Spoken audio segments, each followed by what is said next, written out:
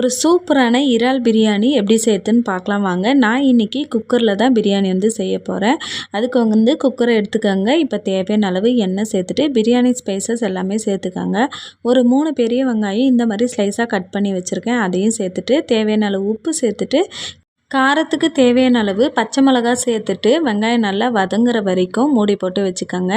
அதுக்கப்புறமா இன்னொரு சைடு நான் கழுவி வச்ச இறாலில் கொஞ்சமாக உப்பு, மிளகாத்தூள், அதுக்கப்புறம் இஞ்சி பூண்டு பேஸ்ட்டு இதை மட்டுமே சேர்த்து தனியாக ஒரு 10 நிமிஷம் எடுத்து வச்சுட்டேன். இப்போ வெங்காயம் நல்லா வதங்கி வந்ததுக்கப்புறம் இஞ்சி பூண்டு பேஸ்ட்டு, புதினா, கொத்தமல்லி, தக்காளி இது எல்லாமே ஒன்று பின்னாடி ஒன்று போட்டு நல்லா வந்து வதக்கி எடுத்துக்கோங்க.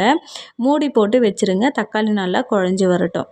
இப்போ வந்து தனியாக நான் வந்து இறால் எடுத்து வச்சுருக்கேன் பார்த்தீங்களா, அதை வந்து இன்னொரு பாத்திரத்தில் கொஞ்சமாக எண்ணெய் ஊற்றி இந்த மாதிரி சுருளை வர அளவுக்கு இறாலை வந்து பார்த்திங்கன்னா வேக விட்டு எடுத்துக்கோங்க. இப்போ தக்காளி நல்லா குழஞ்சி வந்ததுக்கப்புறம் நம்ம எடுத்து வச்ச இறாலி இது கூட வந்து சேர்த்துட்டு நல்லா வந்து கலரி விட்டுக்கோங்க. இப்போ நான் வந்து கலருக்காக மிளகாத்தூள் தான் வந்து சேர்த்துக்கிறேன். எங்கள் வீட்டில் எப்பவுமே மிளகாத்தூள் அரைக்கும் போது காஷ்மீர் மிளகாத்தூளும் சேர்த்து தான் அரைப்போம். அதனால் வேறு காஷ்மீர் மிளகாத்தூளும் சேர்க்க வேண்டாம். அவ்வளோதான். இப்போ நல்லா வந்து பார்த்திங்கன்னா கலரி விட்டுட்டு நான் 3 கிளாஸ் அரிசிக்கு 6 கிளாஸ் வந்து தண்ணி ஊற்றிருக்கேன். இங்கே கேரளாவில் நெய்ச்சோறு அரிசின்னு சொல்லுவாங்க, அந்த அரிசி தான் வந்து நான் எடுத்திருக்கேன். இப்போ அரிசி நல்லா வந்து கழுவிக்கங்க. தண்ணி நல்லா கொதிச்சதுக்கப்புறம் நம்ம வந்து பார்த்திங்கன்னா அரிசி சேர்த்துட்டு நல்லா வந்து கலரி விட்டுக்கோங்க.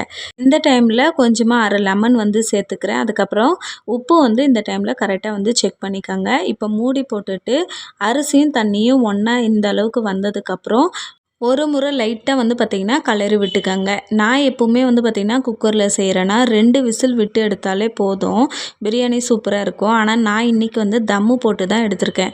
ஸோ அதனால் வேஸ்ட்டான எதனா தோசைகள் வந்து பார்த்திங்கன்னா ஃபஸ்ட்டு கீழே வச்சுட்டு அதுக்கு மேலே வந்து பார்த்திங்கன்னா குக்கரை வச்சுட்டு குக்கருக்கும் ஒரு மூடி போட்டுட்டு அதுக்கு மேலே வந்து சுடு தண்ணி வந்து ஒரு பாத்திரத்தில் வச்சுருக்கேன், அதுக்கும் ஒரு மூடி போட்டுட்டு வெயிட்டான ஒரு கல் வந்து எடுத்து வச்சுருக்கேன். அவ்வளோதான். இப்போ வந்து பார்த்திங்கன்னா ஒரு 5 நிமிஷத்துக்கு ஹை ஃப்ளேமில் வச்சு விட்டுட்டு ஆஃப் பண்ணி விட்டுடணும். ஒரு அரை மணி நேரத்துக்கு முடிஞ்சதுக்கப்புறம் நீங்கள் வந்து பார்த்திங்கன்னா எடுத்துகிட்டு தம்மு உடைச்சிங்கன்னா ரொம்ப டேஸ்ட்டு சூப்பராக இருக்கும். நல்லா உதிரி உதிரியாக இருந்ததுங்க. நான் எப்பவுமே வந்து 2 விசில் விட்டுட்டு தான் எடுப்பேன். ஆனால் இந்த வாட்டி இந்த மாதிரி செய்யும் போது உதிரி உதிரியாக சூப்பராக டேஸ்ட்டும் வந்து சூப்பராகவே இருந்தது. கண்டிப்பாக ட்ரை பண்ணி பாருங்கள். இந்த வீடியோ பிடிச்சிருந்தா லைக் அண்ட் சப்ஸ்கிரைப் பண்ணிக்கோங்க. வீடியோ பார்த்ததற்கு நன்றி.